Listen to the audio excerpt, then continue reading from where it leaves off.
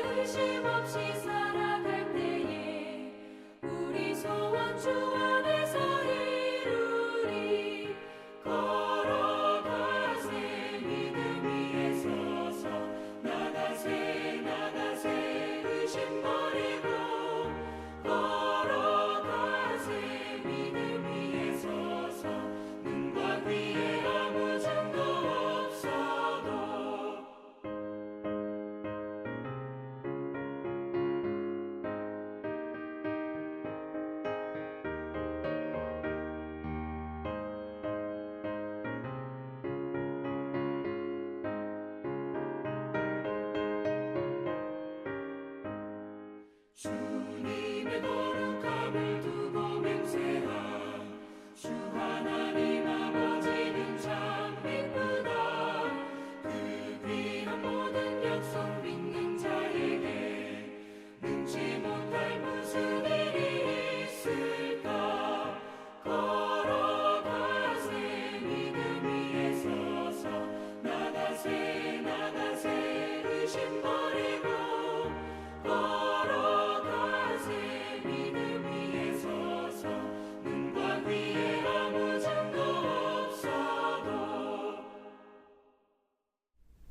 오늘 함께 나눌 하나님의 말씀은 창세기 15장 8절부터 14절까지의 말씀입니다.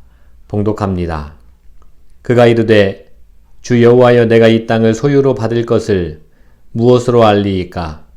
여호와께서 그에게 이르시되 나를 위하여 3년 된 암소와 3년 된 암염소와 3년 된 순양과 산비둘기와 집비둘기 새끼를 가져올지니라.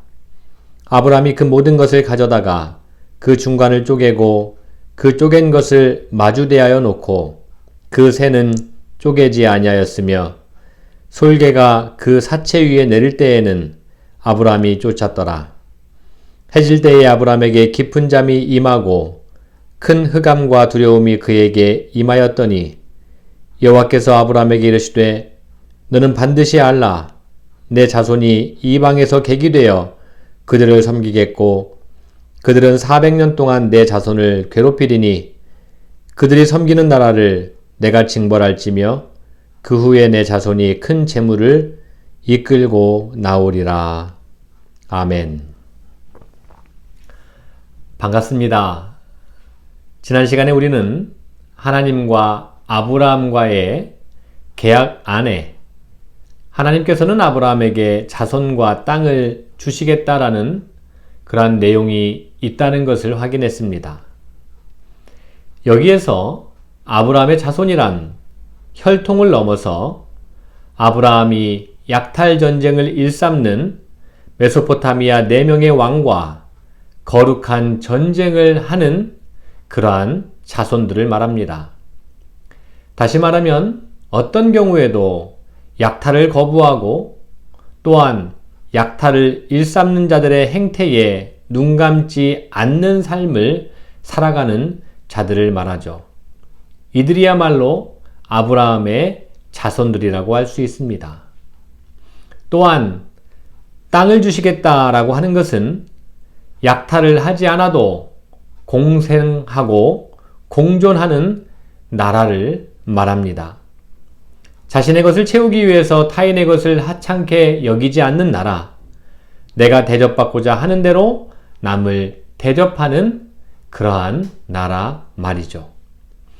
따라서 하나님과 아브라함과의 계약 사이에서 약속하신 자손과 땅은 정리하면 이 땅에서부터 시작되는 하나님의 나라를 말하는 것입니다. 그리고 그 나라는 하나님의 자녀들이라고 믿는 자들이 하나님께서 통치하시는 것과 같이 그 나라를 다스리는 것을 말하죠. 하나님께서 아브라함과 맺은 계약은 그런 세상을, 그런 나라를, 그런 민족을, 그리고 그런 공동체를 샘플로 만들어서 세상에 보여줘야 한다라는 명령이기도 하죠.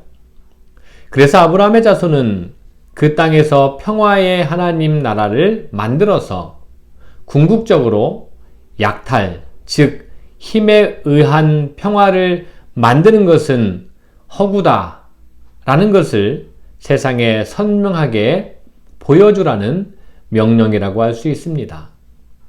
더욱더 중요한 것은 약탈이 아닌 공생과 공존의 길을 찾으려고 하면, 그렇게 살아가려고 하면, 먼저 그의 나라와 그의 의를 구하면 반드시 하나님께서 함께 하시고 도우시고 이 모든 것을 더해 주시겠다라는 약속이기도 합니다.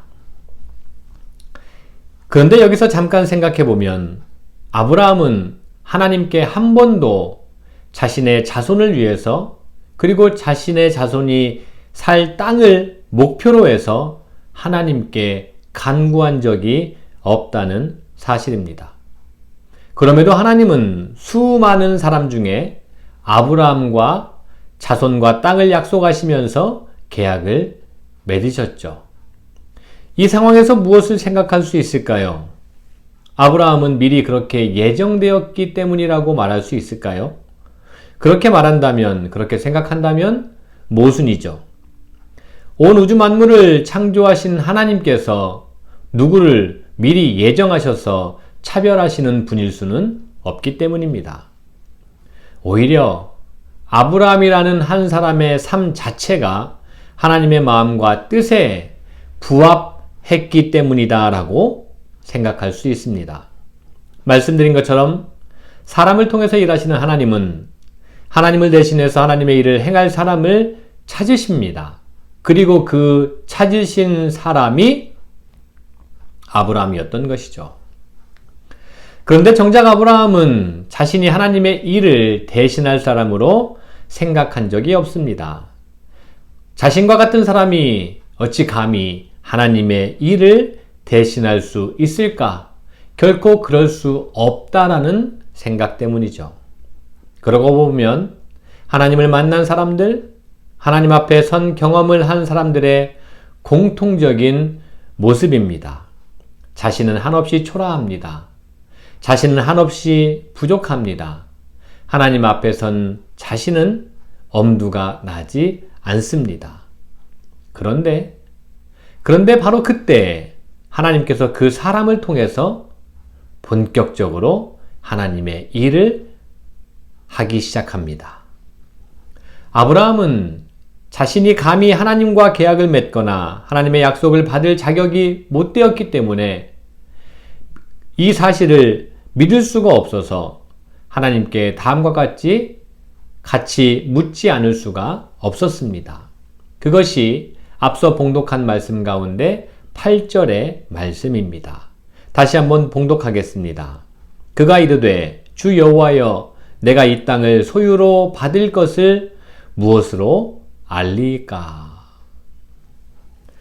이 말씀을 자칫 자신의 소유를 기대하고 그리고 자신의 소유를 소망하는 아브라함의 기도 혹은 간구라고 오해해서 해석하면 안 됩니다. 아브라함의 이 말은 앞서 말씀드린 것처럼 철저히 자신은 감히 하나님의 일을 할 자격이 없다라는 그러한 고백인 셈이죠. 이러한 아브라함의 무자격자 의식에 따른 고백에 하나님께서는 다음과 같이 대답해 주십니다. 그것이 9절, 10절인데요. 다시 한번 봉독합니다. 여호와께서 그에게 이르시되 나를 위하여 3년 된 암소와 3년 된 암염소와 3년 된 순양과 산비둘기와 집비둘기 새끼를 취할지니라. 아브라함이 그 모든 것을 취하여 그 중간을 쪼개고 그 쪼갠 것을 마주대하여 놓고 그 새는 쪼개지 아니하였으며. 하나님께서는 지금 무슨 일을 하고 계시는 겁니까? 왜 짐승들을 잡아서 쪼개 놓으라고 하셨을까요? 이것은 고대의 계약 체결 의식을 말합니다. 중요한 계약을 체결할 때는 짐승을 잡아서 둘로 쪼개놓고 그 사이로 계약 당사자들이 지나가면서 최종적으로 계약을 체결한 것이죠. 이런 계약 체결 의식은 계약의 엄중성을 뜻하는데 만일 계약을 어기면 짐승이 쪼개어진 것 같이 계약 당사자도 죽음을 면치 못한다라는 것을 의미합니다. 이처럼 하나님께서는 아브라함에게 당시에 이러한 고대 계약 체결의 방식으로 계약을 맺어주시고 또 믿도록 도와주셨죠. 감히 자신은 하나님의 일을 할 자격이 못 된다고 생각했던 이 아브라함에게 하나님은 오히려 매우 구체적으로 찾아오십니다. 그것도 인간적인 방법으로 찾아오셔서 아브라함을 인격적으로 대해 주시고 그리고 이해시켜 주신 것이죠.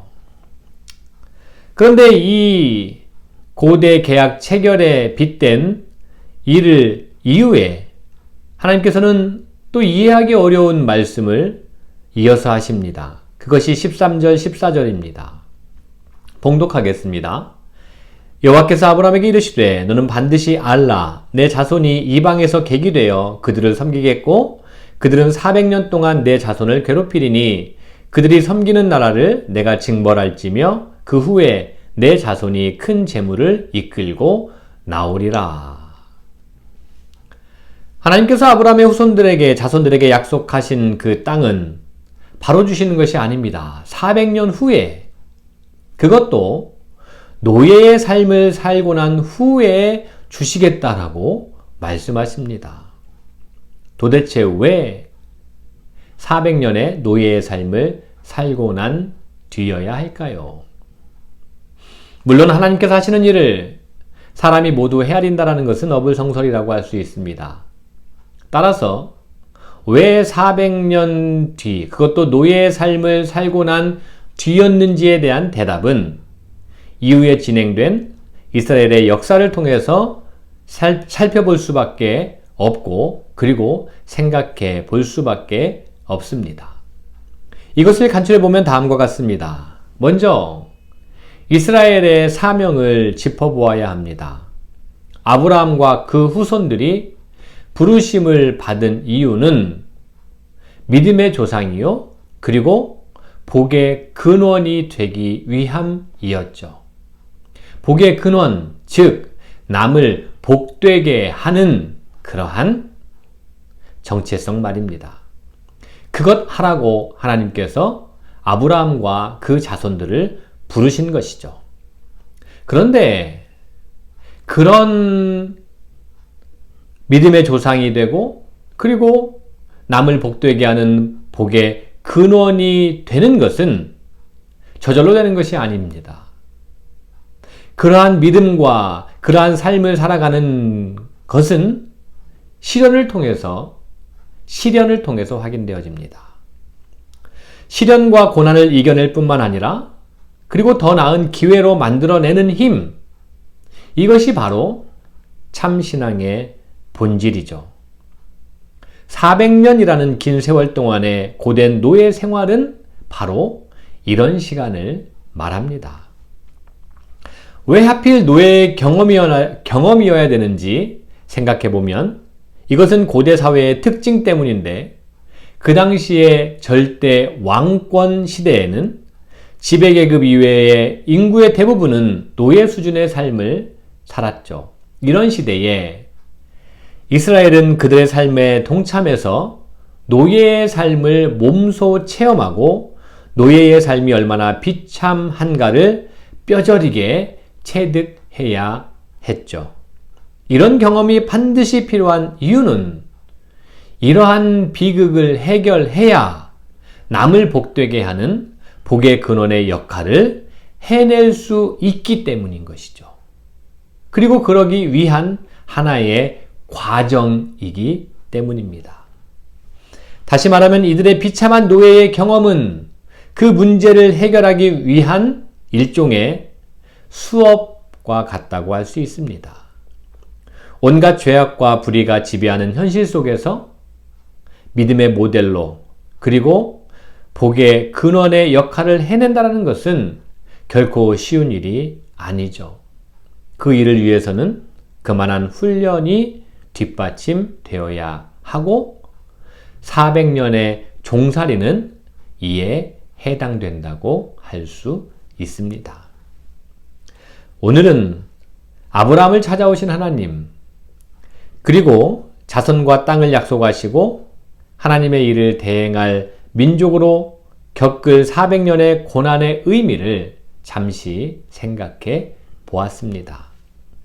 사랑하는 양무리 여러분, 우리는 아브라함의 혈통이 아닌 믿음의 후손으로서 그리스도인이라는 이름으로 살아갑니다.